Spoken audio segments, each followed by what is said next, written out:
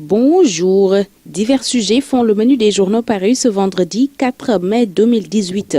400 milliards de marchés fictifs, la SAR toujours bloquée, c'est le titre qui barre la une de Réumi Quotidien. Ce journal nous apprend à sa page 5 que la Société africaine de raffinage est toujours dans la tourmente parce que bloquée par une situation de gestion de l'ancien directeur général que dénoncent les actionnaires. Un blocage qui a causé tout récemment une perte de 64 milliards de francs CFA, fait savoir ce journal qui renseigne par ailleurs que le mouvement des entreprises du Sénégal organise ce samedi 5 mai son assemblée générale, une occasion pour l'organisation patronale de faire le bilan de ses activités en 2018 et décliner sa feuille de route pour 2019. En prélude de l'événement, Réumi Quotidien s'est entretenu avec la vice-présidente du MEDES, Mme Day Awambaye, qui indique que le MEDES est la seule organisation à respecter la parité lors de la remise des cahiers de doléances. Emodou Mboup, secrétaire général du MEDES, revient dans ce journal sur l'appréciation que le MEDES a de l'environnement des affaires au Sénégal aujourd'hui, avant d'évoquer les perspectives du MEDES et les événements à venir. Le retour de Karim Wade est ce qui intéresse la Tribune, journal qui nous apprend que Wade balise la voie.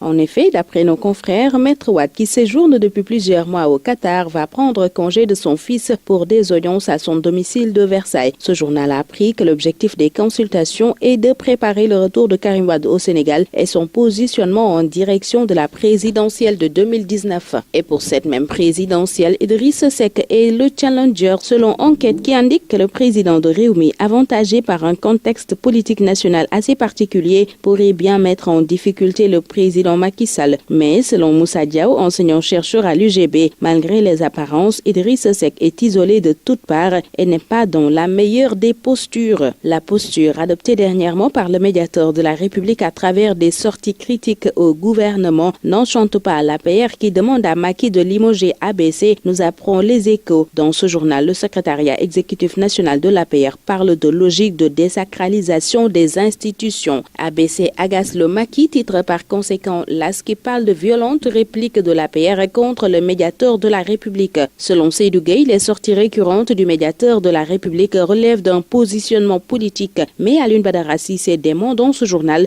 où il soutient n'avoir jamais tenu de tels propos. Dans tous les cas, le secrétariat exécutif national de l'APR réclame sa tête, indique l'AS. Pour Source A, Alioune Badara Cissé est mis en demeure par l'APR et il est face à 3 choix: se taire, partir ou se faire démettre, note ce journal. L'Observateur aussi voit qu'ABC est sommet de se taire ou de partir. Le SEN de l'APR dans ce journal demande au président de la République de prendre ses responsabilités. Restons avec l'Observateur qui revient sur le procès en terrorisme et la comparution d'Imam Daou à la barre. Je suis djihadiste pur et dur, a-t-il dit avant de préciser qu'il a toujours prôné la non-violence.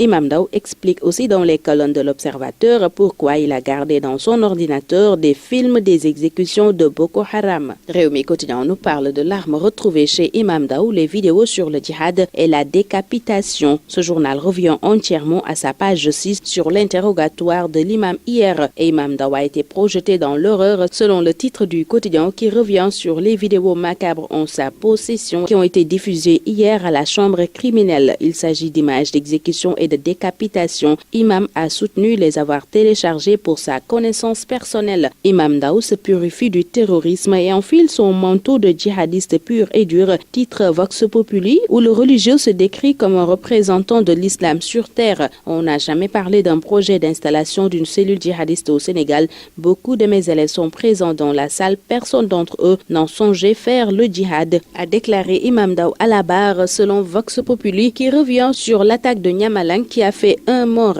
Acte terroriste ou attaque du MFDC, s'interroge ce journal où l'ancien gouverneur Saliou Sambou et l'ex-secrétaire général du MFDC Jean-Marie François Biagui lavent les rebelles. Le colonel Abdoulaye Ndiaye de la DIRPA indique que c'est la première fois qu'on est confronté à ce type d'attaque. 1 mort, 7 cabanes brûlées, une partie du pont dynamité et le bilan de l'attaque de Niamalang selon Les Échos. Pendant ce temps, dans Walf Quotidien, Modignang largue les bombes.